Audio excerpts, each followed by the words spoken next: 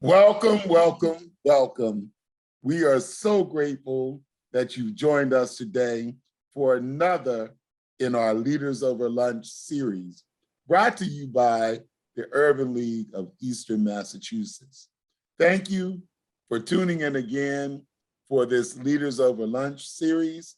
Today, we're going to be talking about housing equity, and boy, oh boy, do we have an incredible panel for you, and they are ready for a deep level conversation that can be very helpful to our community. I am Dr. Keith Motley, as you know, typically serving in some capacity for the University of Massachusetts, Boston. But however, today I'm serving as consultant president and CEO of the Urban League of Eastern Massachusetts.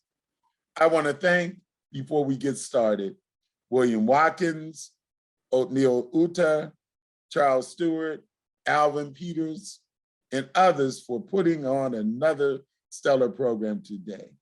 They are those who are in the background, making sure that everything is going well. Now, as usual, I want you to go get your favorite beverage, that cup of tea, that coffee, that sparkling water, and don't forget the lunch. Because after all, this is our Leaders Over Lunch program. It's a forum to have a conversation with women and men in leadership, in business, government, community, development, and religion. Today's guest will take you through housing equity as a journey, but to get us going in that direction, as always, I have my co-host for this Leader Over Lunch series. All throughout the pandemic, you witnessed us working together, the great attorney Joseph Feaster, who happens to be the chairman of the board for the Urban League of Eastern Massachusetts. Now, this topic is in his wheelhouse.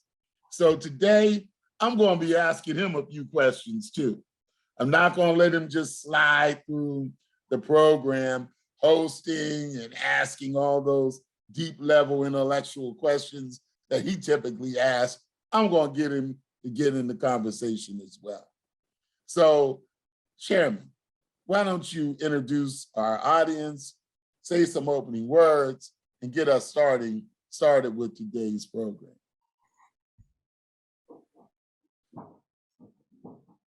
As always, Dr. Motley, it's a pleasure to serve as a co-host with you on Urban League of Eastern Massachusetts, Leaders Over Lunch. But before I get into the program, I have to address something which is very much on my mind and heart, and that's the situation of the shootings in Buffalo. It affected me greatly. To have that occur. I definitely want to, and as we have already indicated and done on behalf of the Urban League of Eastern Massachusetts, we extended our condolences to the victims and their families. But that's a tragic situation. And as you told us earlier offline, we have examples of that have been brought to our attention that are occurring right here in Massachusetts. So it's not only happening in Buffalo and in New York State, is happening throughout this country, and we must find a way in which to address it, and particularly to address the disparate way in which it happens when Black folks are involved versus white folks. So these are the issues that are pressing, and I say to our viewing audience that, yes, this is something which the Urban League of Eastern Massachusetts will address once again in upcoming Leaders Over Lunch. But I'm really pleased in order to be here this afternoon for this luncheon meeting, because I serve with the people who I'm about to introduce as a consultant with Homes for Equity. And I'm going to leave it to these great scholars on here to talk about the specifics of that, and you'll learn more about it. But let me introduce the persons who will be doing that, our panelists for this afternoon. Dr. Nina Estrella Lunar is a researcher, educator, and an advocate. Her company is Star Lunar LLC. You will learn as she speaks further how deep and knowledgeable she is on a number of areas, but particularly the research that she's doing for this effort here at HFE. We have Simone Crawford. She serves with me on the HFE as the core group. She is the new executive director, or not so new executive director of the Massachusetts Affordable Housing Alliance. I go back with them to at least 1990, if not earlier. And the great work that that organization, and particularly Simone Crawford, does is going to very illuminating, and she'll speak more about that during this conversation. And it is indeed my deepest pleasure. I always say to folks that in some way, somehow, I'm led by a Lattimore. It doesn't matter whether it's Francine or Gail, and now it's by Maria Lattimore, and she's the project director for Homes for Equity. She is going to produce and bring forward a series of slides that we're going to be working from in the initial part, and then we'll get into the Q&A period. So Uda, if you can bring up the slide presentation, I would appreciate it. And Maria Lattimore, I will turn this over to you. Thank you. Thank you very much. Thank you, Dr. Motley and Chairman Feaster, and for having us here today to give us this opportunity to talk about Homes for Equity and share this important information with the community. And welcome to all the people on the webinar. So we're going to walk through a series of slides, as Joseph said, and we have opportunity to take your questions in a little bit. So Homes for Equity is a pilot to build wealth through home ownership for people of color in Boston, especially Roxbury, specifically Roxbury, people who have experienced housing discrimination. Next slide, please. So many of you already know that home ownership is the way that families in the US have traditionally built economic security.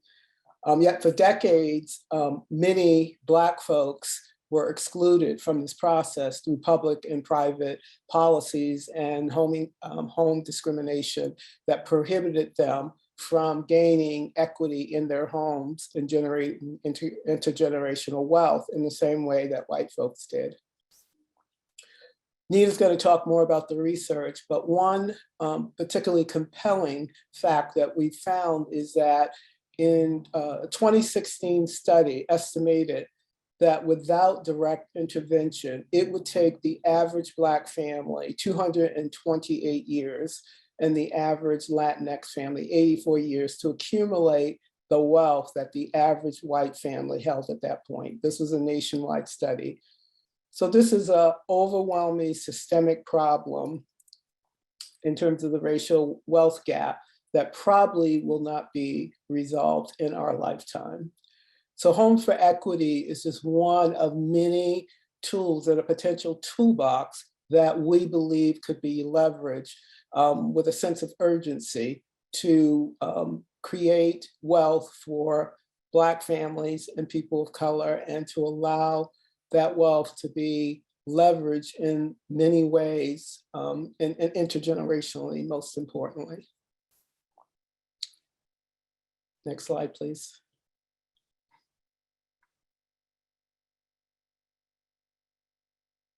Can we move to the next slide?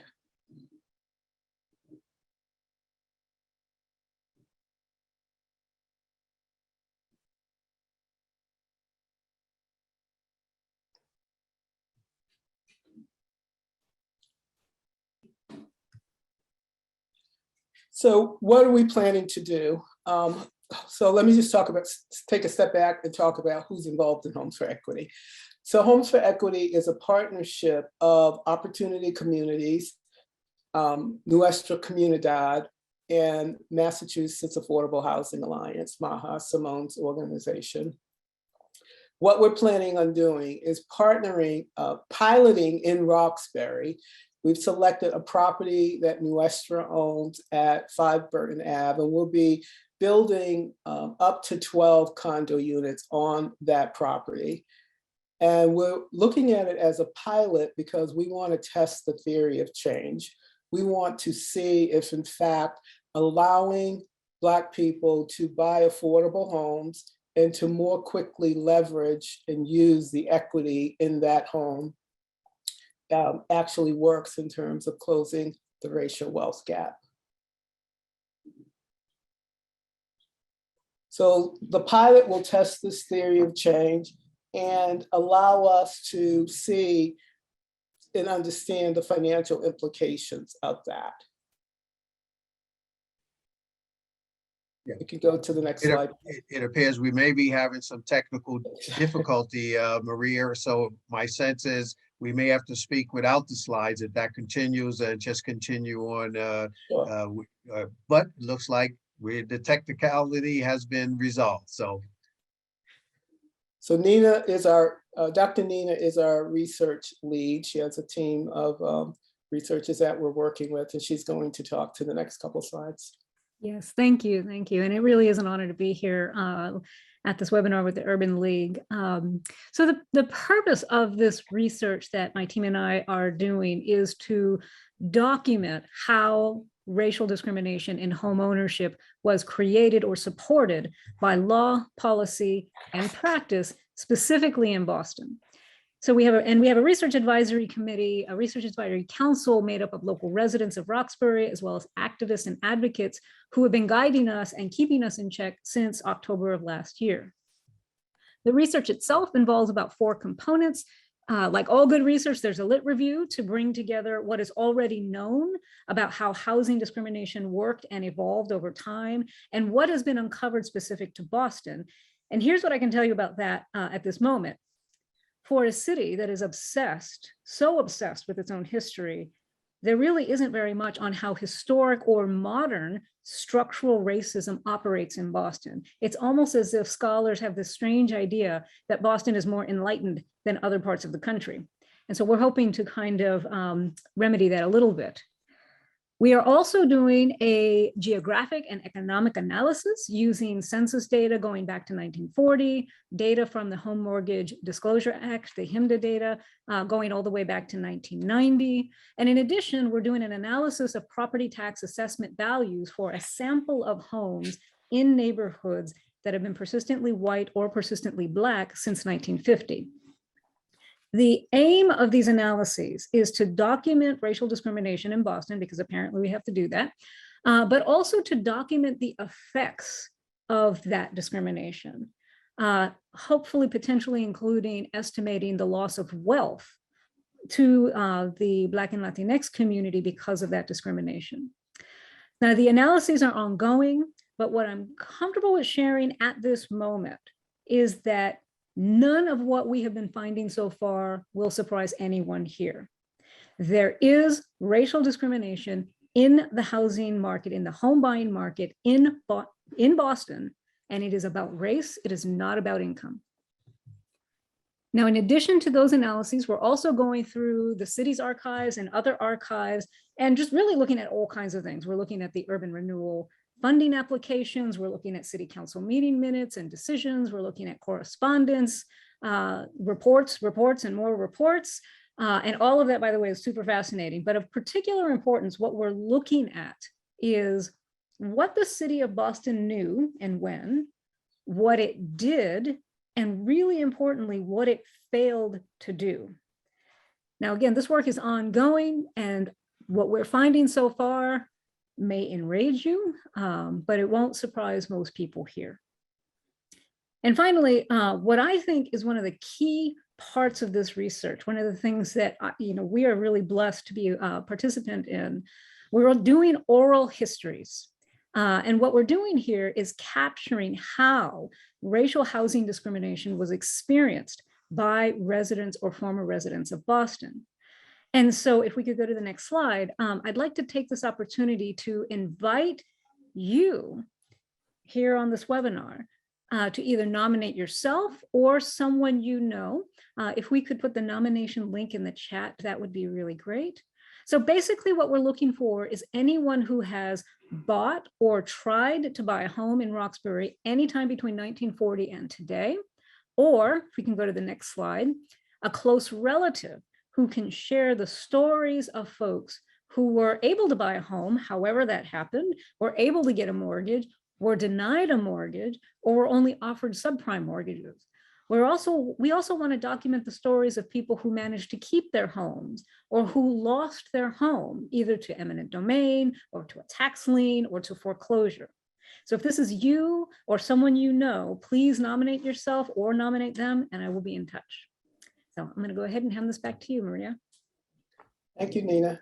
If we could go to the next slide, we're going to talk about the legal basis, and Joe's going to cover that.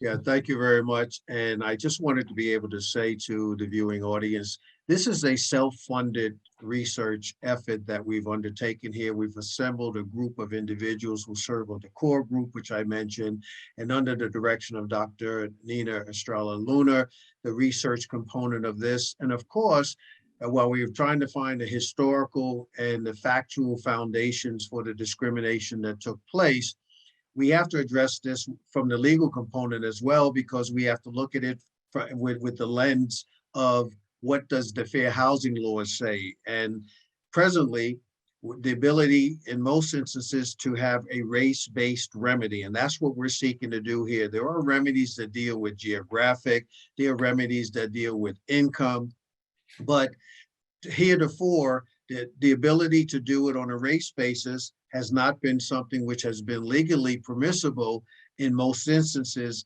And what we're saying is, because of this historical documentation that we're going to be bringing forward, that there is a legal basis for us to be able to have a race-based remedy with regards to housing programs, particularly as relates to some of the affordable housing programs.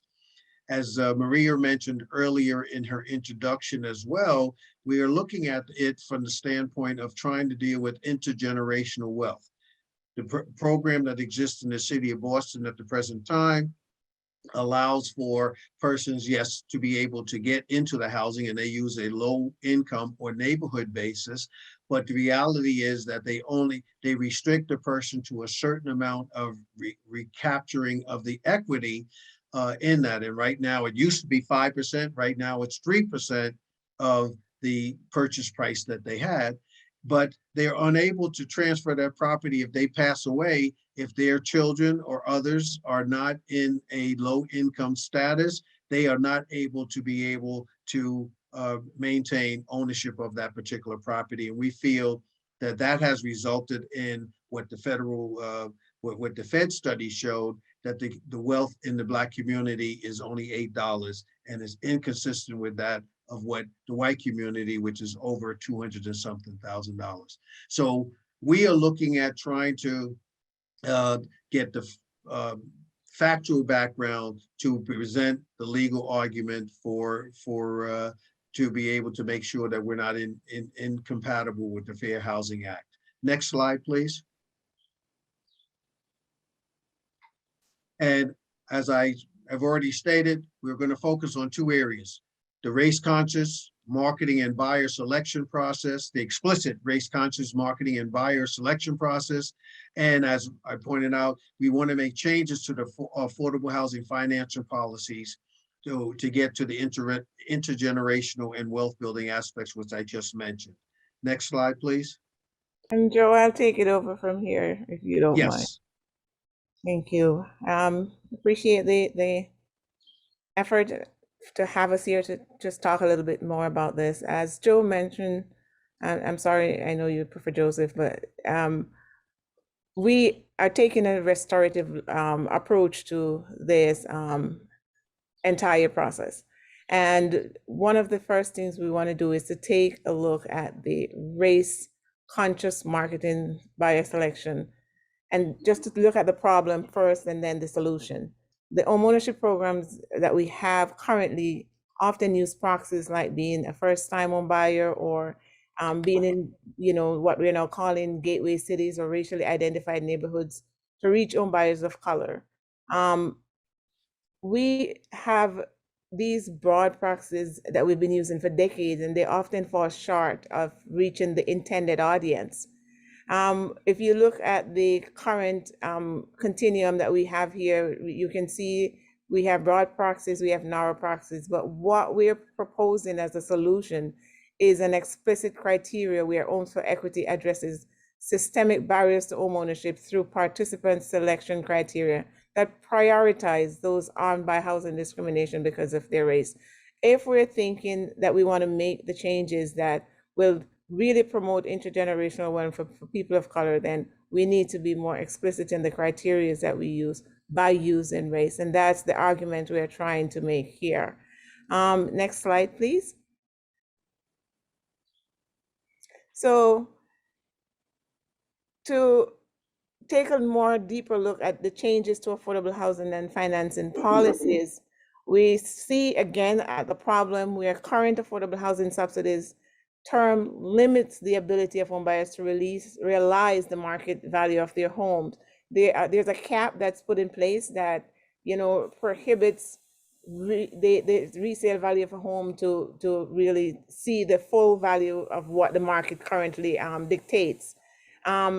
With the policies that we have in place, that we are seeing is historically hindering or deterring the full intergenerational wealth that could be achieved. So the solution that is proposed is for Homes for Equity will drive policy changes that increases equity, appreciation, and reduce subsidy recapture requirements to prioritize wealth building. These policy changes will maximize affordable homeowners' ability to realize the appreciating value of their homes to build wealth. We are saying to enable race-conscious home marketing and enable homeowners to better access their home equity, city and state policies must change. So one of our asks today is, can you support Homes for Equity by signing our petition? And I'm going to ask Charles if you could put the petition link in the chat for us.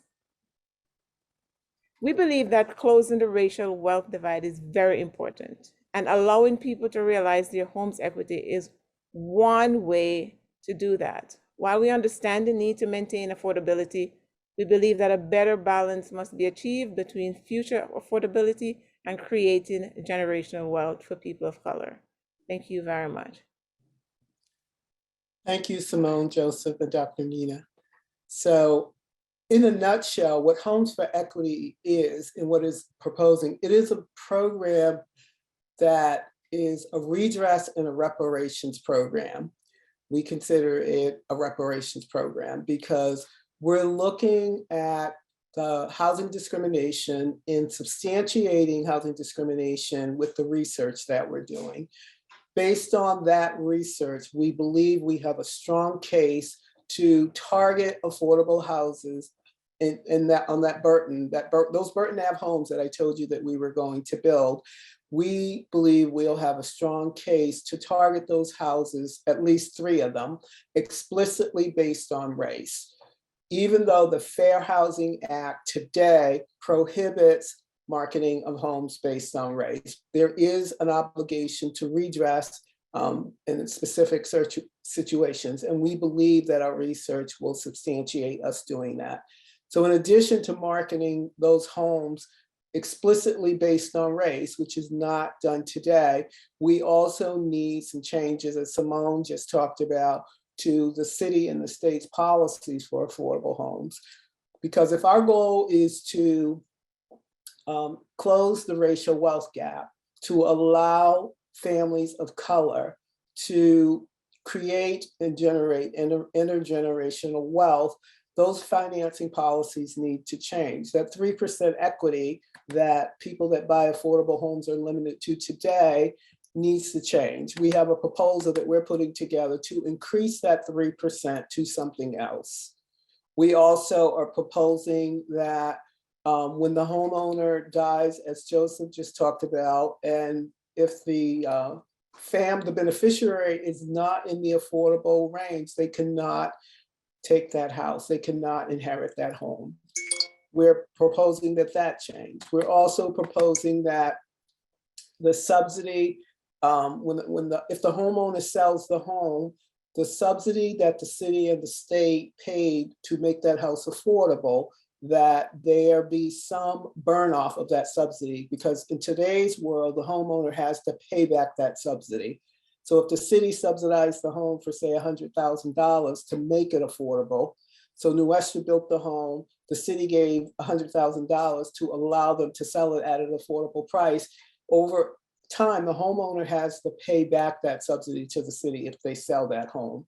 So one of the financing changes that we're proposing is that subsidy burn off over a number of years. The longer the homeowner owns the home, the less of the subsidy they will have to pay back. So that's what this is in a nutshell.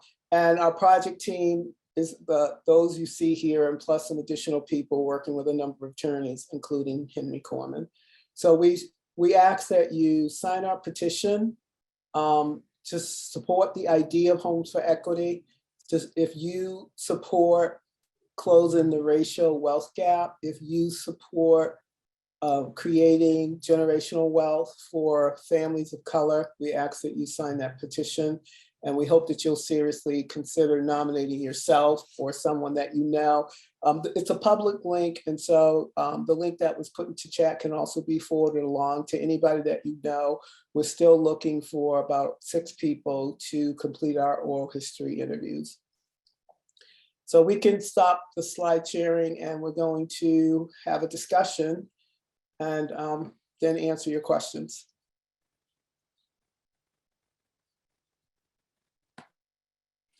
So again, thank you for the slides and the presentation. But I would also like you, Maria, if you could for us, just to, because we've had some people come on who may have missed the slides, explain more about the policy changes needed to enable HFE. Also, talk about why you're doing the pilot first.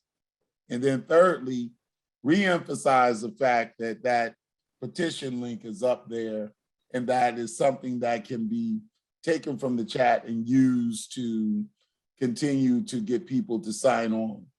So do those 3 things before I let the chairman get into his questions for you. All right. Great questions, Dr. Motley. Thank you. Yes. So the policy changes. So today, as I said, what happens when a home is subsidized at the city, I'll talk city specifically, because the affordable homes that are built by the community development corporations in the city of Boston typically are subsidized by both the city and the state. So the city provides money to allow those homes to be affordable. What they do then is that the deed that is created has certain restrictions in it. So a deed is created saying that the equity of the amount of appreciation. So let me just say that last week, the Globe reported that the average equity appreciation, the amount that the average home in the Boston area has increased in price is almost 9%, about 8.8 something percent. So if you own the home this time last year, if you still own that home is almost worth 9% more today than it was in May of 2021. I sold a home in July 2021. I wish I had sold it today because I would get almost 10% more. But unfortunately, if you buy an affordable home that's been subsidized by the city and the state, you have a deed that restricts not the 9%. You cannot, if you sold that home, you could not get that 9% that the market is showing. You could only get 3%. As Joseph said, it used to be 5%. The terms today are 3%. That's all you can get, regardless of what the market is doing, because the city and the state are trying to keep that home affordable. So as Simone said, we understand and very much respect the need for balancing affordability. We all know that Boston is a very, very expensive city. We understand that. We're living that today. We all live in Boston and have a long history here. But we also know that if we're going to get serious about the racial wealth gap, that we've got to address this. And this Reparations Home for Equity project is a reparations effort that basically says that we know that the city, the research that Dr. Nina is talked about and is going to produce shows that the city participated in housing discrimination against people of color. The city knew what was going on in many cases and didn't do anything. So we believe that needs to be repaired. So if we want to keep the home affordable, let the homeowner gain some more wealth and let the city, in effect, re-subsidize it potentially.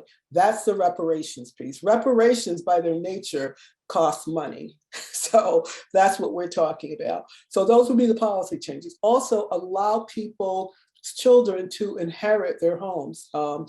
Mass Housing Crystal Cornegay recently negotiated something called Commonwealth Builders with the state, where they have the ability for the beneficiary of a home, when the homeowner passes away, to actually inherit that house without being in a low income range. So, you know, what are we doing to the American dream if we say a homeowner stays in a house for 30 years, dies, and puts their kids through college, and then their children cannot inherit that house if they've solidly reached the middle class, right? That's a perpetuation of a cycle of poverty that we don't want to allow. We want to encourage people to help their children become solidly middle class and not penalize them as a result. But that's what the current policies do today. So the pilot, we're doing the pilot because we're planning right now building 12 homes on Burton Ave in Roxbury. We're hoping to break ground on those homes next year.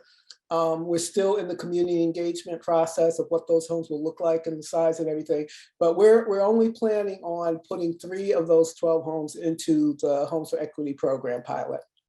That is because we want to test the theory that the changes that we can negotiate with the city and the state around the restrictions that currently exist, that they can actually make a difference in terms of closing the racial wealth gap. That if we move the equity if we allow people to gain 5% equity in their home per year versus 3%, does that really matter? Does that really make a difference? So we want to test and see how it actually works, and therefore we're not putting all 12 of they're actually condo units into the pilot. And again, so what is it's going to make a huge difference to the city as we start talking with them and negotiating this. We need public and community support. We need your support. So therefore, that petition that you'll sign will send a strong message. And we really just started that petition. So we're going to be gearing up and doing a lot of community organizing in the next couple of months in Roxbury on the ground. But we know that the more volume our voices have, the better we're heard. So we encourage you to sign that petition to get to both the elected officials and the policymakers to say to them, yeah, something needs to be done. The time for talk is over. The time for action is now. That's what you're signing that petition says, and that's what they'll hear, because they will listen to us if we talk loud enough and if enough of us talk. The time for talk is over. The time for action is now. So, Chairman Feaster, why don't you ask the next question?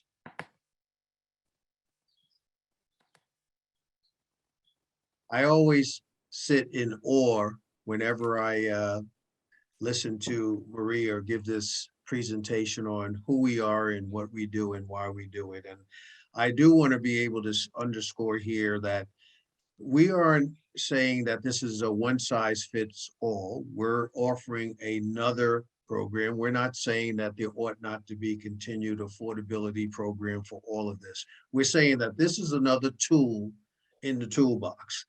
And we have a specific direction that we want to go in, and that is the accumulation of wealth. I call it the post-George Floyd scenario. We want to talk about the accumulation of wealth. So in doing that, you certainly, we have to be able to get the historical and factual underpinnings, and that's what brings us to Dr. Estrella Luna and her team in order to give us the foundation upon which we can put this program on a solid legal footing. So Dr. Estrella Luna, can you tell us what your research has found so far as relates to the housing discrimination in Boston? And I know that you showed us some slides earlier, but can you elaborate a little bit more on that? And as well, once you get this research, besides sharing it with the advisory council, which I sit on with Maria and Simone and others, and with the core group, Will you be sharing that with the community and other researchers and academicians? Yeah, thank you. Thank you. Excellent questions. So I would say in sort of to be brief, because we're finding a lot. And again, as I said earlier, none of it's surprising. But to me, the most compelling findings actually do come from the oral histories. So just to share just a couple of things. So for example, what you hear from the participants in our oral histories is that in the attempt to clear the slums, quote unquote, clear the slums, the city actually created blight.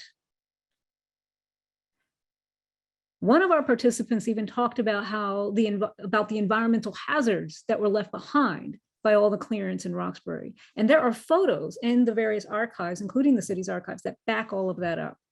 The fact that we are having meetings, what was it, this morning or last night, Joseph, about parcels taken by the city over 60 years ago for development is evidence of the neglect and the disinvestment, the active disinvestment by the city of Boston. So we are hearing the stories that actually are borne out by documentation in the research, as well as other histories. The other compelling finding, and so yes, you can see that here as well. I would say the other compelling finding, and on the next slide, for me, is how urban renewal, which by the way was explicitly aimed at reversing white flight. Mayor Collins said that in his reports. Urban renewal, in fact, destabilized an integrated area, a racially integrated area.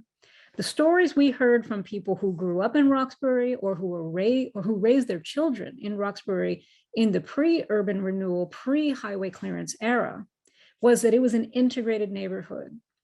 Black kids played in the street with white kids. They went to school with white kids, with West Indian kids, with Puerto Rican kids. Pre-urban renewal, Roxbury was a diverse, integrated community. It was becoming increasingly Black. We do have evidence in the census data that shows that, but it never crossed the 50% threshold really until 1970. Post-urban renewal, the white families disappeared. And that happened because of choices that were made, as well as choices that were foregone by the city of Boston and the state, as well as the feds. So in effect, what we are finding is actions and inactions by the city of Boston and the state of Massachusetts not only created the blight that would be used against Roxbury for decades, but they also destroyed an integrated neighborhood.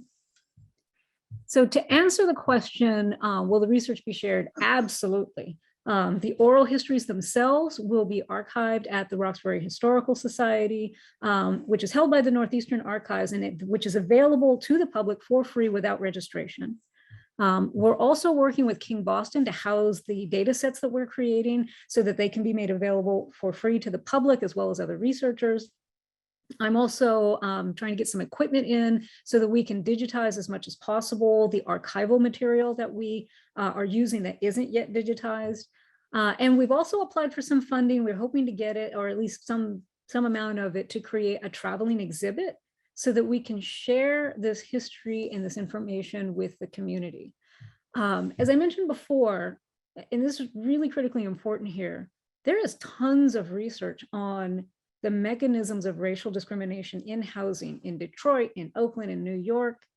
There is nowhere near the same level of attention to Boston. And the truth is, many of the innovations of systemic white supremacy, institutionalized white supremacy, the legal principle, for example, of separate but equal being chief among them, came out of Boston.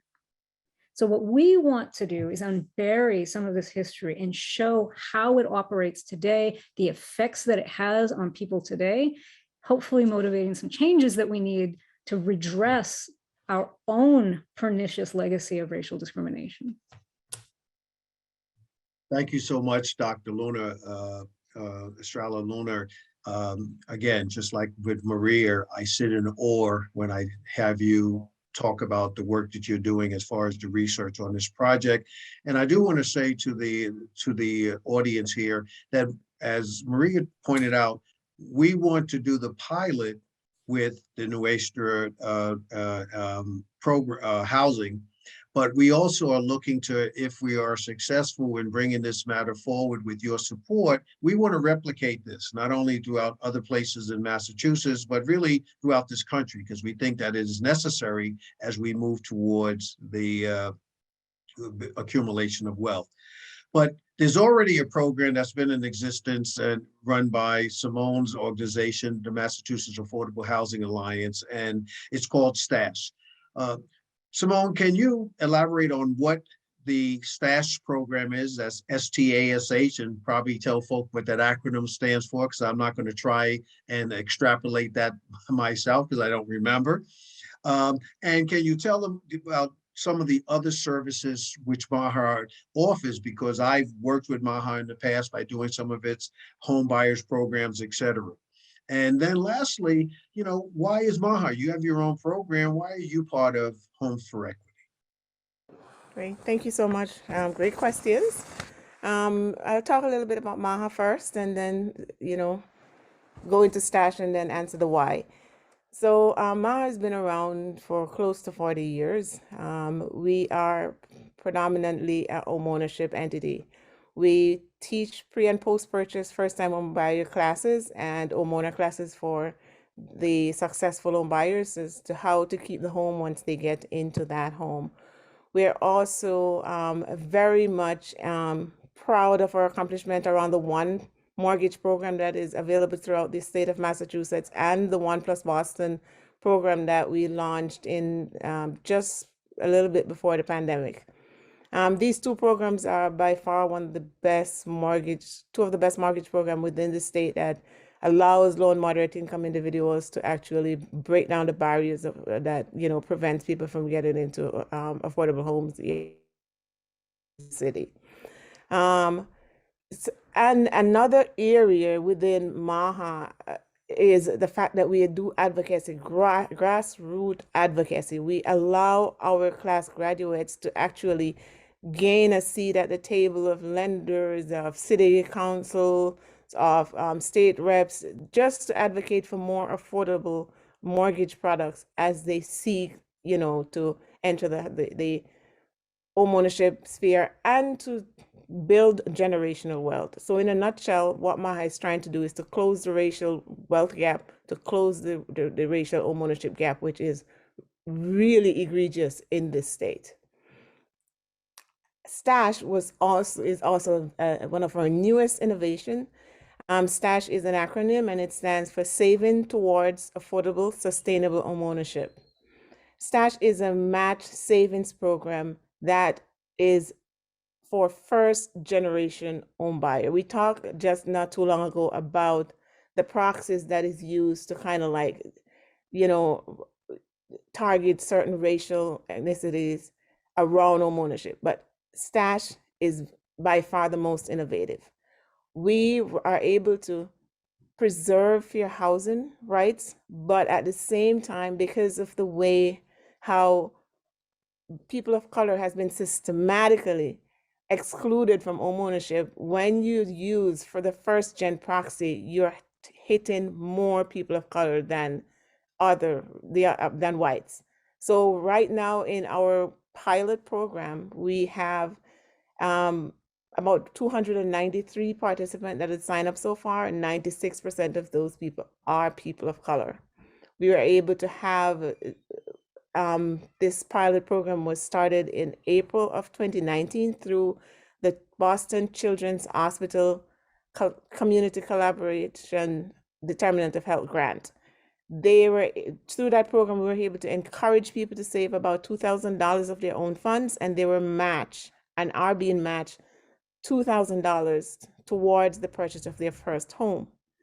Kudos to the city of Boston, because they recognize the impact that this program is having on the issues that we're having around, you know, homeownership crisis at this time. And they have invested significantly to the point where we can change the matching funds from a 1-to-1 match to a 2-to-1 match, where now we are having individuals save $2,500 and they're getting $5,000.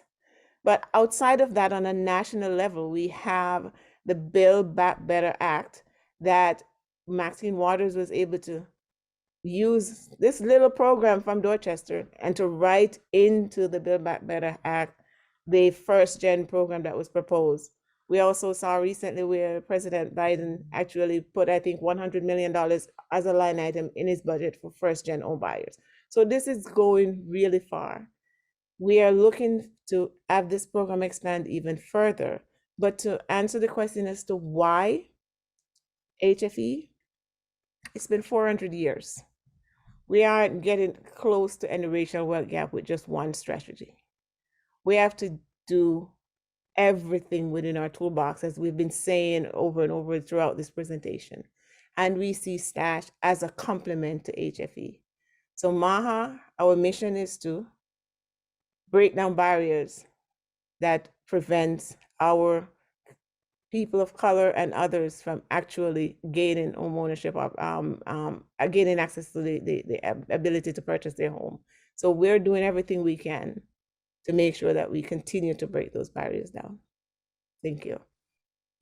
So I want to bring my co-host into this conversation a little deeper. I saw you smiling in an earlier slide that had the Research Advisory Council in it.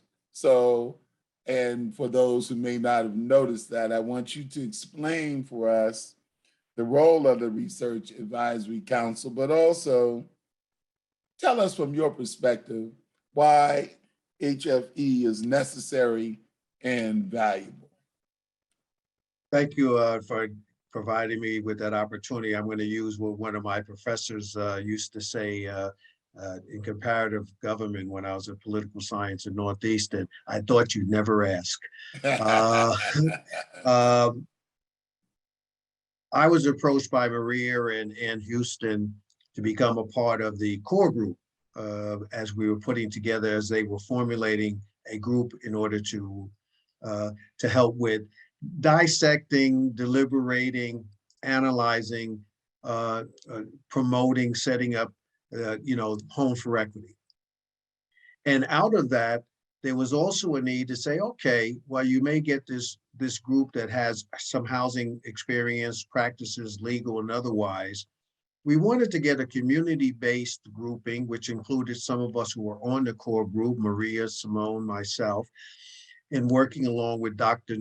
Estrella Lunar and her group on the research to have the feedback group as Dr. Estrella Lunar brought the information forward. So we expanded that with a number of community-based individuals, and Maria was very instrumental in going out and identifying persons from the community who could serve again as a sounding board, as an influencer, as a given advice, as Dr. Estrella Lunar and the researchers brought forth their data. And let me say, this is not a shrink and violet advisory council. There are discussions, I won't call them debates, but there are discussions, there are the pushback. And of course, that's the first layer of the conversation. And then it comes back to the core group, because as I pointed out early on, this is a self-funded effort. Granted, it was through grants, et cetera, but this was self-funded. So there's not a situation where there doesn't necessarily have to be great democracy in the decision-making here. But what we're doing is there is a democratic process, an inclusive process by the members of the advisory council, and then ultimately to the core group. So that's what the advisory council, and I am so blessed to be able to be on that, because Dr. Motley, I'm a shrink and violet. I don't have much to say or have much input on those things. I just let things flow, and you see the reaction from my colleagues here. And you know me the longest of everyone on here. So, and those in the audience will know me, they know that that's not true. But in any event, we do have the give and take. And, if my view is not prevailing, I don't go away and take my basketball and go home. What we attempt to do is have that type of discussion. HFE is valuable because we're trying to put in place a marker on this particular issue. As Maria and others have said, we recognize that the the history of discrimination has prevented the accumulation of wealth within the communities of color, and particularly the Black community. We are saying, okay, we recognize that historically the policies, and even though it has been discussion about fair housing, we know we've talked about civil rights, all of these things are on the books, but the reality has been, it has been a restriction and a denial of recognizing that race has always been a factor in terms of the denial and the discrimination. We're saying enough is enough, that we're going to bite that bullet. We're going to bring that issue forward, but we're going to do it in a smart way, which get the research, find the legal basis for it, and to bring the issue forward in a pilot. We don't want to try to take this out broadly and get the ire of everybody. What we want to do is be able to bring it, test it, and hopefully to be able to replicate it. So HFE has decided to be that organization. We have decided to be that point on the spear to bring the issue forward. And I can assure you that that point on that spear is very sharp and very deliberative. And we're definitely going to be taking it forward as we gather our information. And I'm sure Maria or Dr. Luna, Estrella Luna, can tell you about our timing on that. But I think that we're looking at trying to do that this year.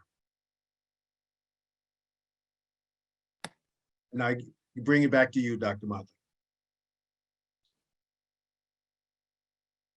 So we've gotten better at going to the chat and bringing questions to light that are in there. And so I just want to do one of those that was given to us for Simone. The question really is, how do we educate our community about how to purchase affordable homes in Boston? How can the community development corporations provide home ownership opportunities for tenants who are currently renting? So that's a question from those who anticipated being part of this panel today. Thank you, and great question. It's all about education. One of the first things we encourage any first-time home buyer to do is to take a first-time home buyer class. In that class, especially at MAHA, where we set aside 12 hours to teach people the nuts and bolts of home ownership, individuals get to learn, what it takes to become an homeowner, what you need to think about, the questions that you need to ask, what's available in resources for you to access as you think about home ownership. So for the community development corporations is to partner with a housing counseling agency that can help you to fully expand your program, expand the availability of the affordable homes that you're about to build, and do it sooner rather than later, so that people that may potentially qualify for these homes have time to think about where is their credit, how much savings do they need to have, do I need to do some work to repair these things to prepare me for the journey of homeownership, to prepare me to get a mortgage. So and then to help to advertise and to open up the opportunities to a broader audience, so that a lot more people is aware of the affordable homes out there. But I say partner with a housing counseling agency. You can reach out to MAHA at any time for a collaboration. And Dr. Motley, I just want to add on to that, because I've had the pleasure of being involved with that counseling aspect that Simone just talked about, particularly doing the legal component of that, because again, the legal component is as important in that as well, so that they understand the process when they get to the purchase and sale agreement, and the whole financing process. The other part of that is that MAHA has what they have, the post ownership. So they're helping a person not only as they're getting into the house, taking them to the legal component. They also have helped them, and as I recall, they used to have different financial assistance programs and different things. People could go to Home Depot, et cetera, because those of us who own property know that the cost of housing doesn't end just at the purchase. I can speak to that as I'm changing windows and doing painting on houses at the present time, and it's not inexpensive, and the hot water heater goes and the furnace goes, and all of these things happen.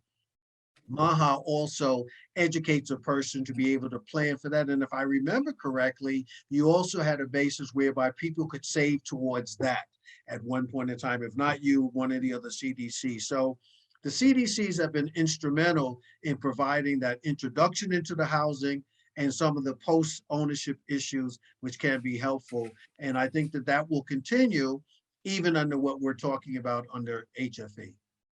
So before you wind down a little bit, Mr. Chair, I have another question for you from the audience. And so, in fact, there were some amens when you were talking just now around the issue of ownership. But are there any initiatives in which renters and applicants directly collaborate in the housing policy dialogues and budgetary decisions relative to program responses and funding priorities? I'm going to give that question or response to that to both Maria and Simone. Simone alluded to that in her presentation. I'm going to let her elaborate on what some of the advocacy policies are. So Simone, I'm going to bounce that to you and to Maria to talk about. Sure, thank you. So what we do, or what we encourage our community to do around the advocacy piece, is to think about the responsibility of the development world. We think about linkage and the fees that are there, where they are today and where they need to be. So to benefit the community and to mitigate the displacement that happens when a development process or project starts. So we encourage our community members, our residents, to be a part of that conversation as we seek to engage our city, but our mayor, our city councilors, or the BPDA, our legislator in the state house, around these issues, whether it's linkage, which is the fee, the development impact fee that certain development has to pay after they are building over a certain square footage, or it's the IDP. That also helps to build low to moderate income homes for individuals, again to mitigate displacements. We have the pilot, which nonprofit organizations such as Harvard, Northeastern, the hospitals, and all of them are supposed to pay into this on an honor system. These things can actually help to mitigate and to increase the amount of affordable homeownership opportunities that are out there, or affordable housing that needs to be out there. So getting our residents involved in this conversation requires them to come to the place that organizing is happening. Right now, I can say, MAHA, you can start with MAHA. I can just talk about what we do because we do it every day for the past 40 years. Reach out to me. I'll connect you with my team lead organizer, Hillary Pizer, and she can take you through that process. Yeah, great advice, Simone. And I would just add to that right now, again, as we already talked about today, people can sign the petition. That's just the first kind of tip of the iceberg step. We are working and have talked to Armani White at Reclaim Roxbury, who is going to be working with us to do an on-the-ground community organizing process. So stay tuned, because we are putting together a community organizing plan with a community organizer from New Esther Comunidad and some of Armani's crew. So we are going to be partnering with them, who we're so thrilled about, because they really already do this work. And so they are an ally and a partner that, so we'll be putting things out on Facebook around what that organizing looks like, whether it's rallies, whether it's more petitions. So definitely more to come around that advocacy piece, Dr. Motley. I think it's going to be really important that the elected leaders and policymakers hear the voice of the people. Well, that's a wonderful way to stop this conversation today, but to continue it going forward through our petitions and education and all those things. Listen, thank you for being here with us today. Remember, May is Urban League of Eastern Massachusetts Month, where we celebrate 103 years of being economic first responders here in Boston and beyond. We also want you to know you can get your tickets for the 2022 Equal Opportunity and Diversity Breakfast Award ceremony that's going to be held on May 26th at Fenway Park at the State Street Pavilion. You can contact our Vice President, Charles Stewart, and the number there is 781-572-2882 for more information.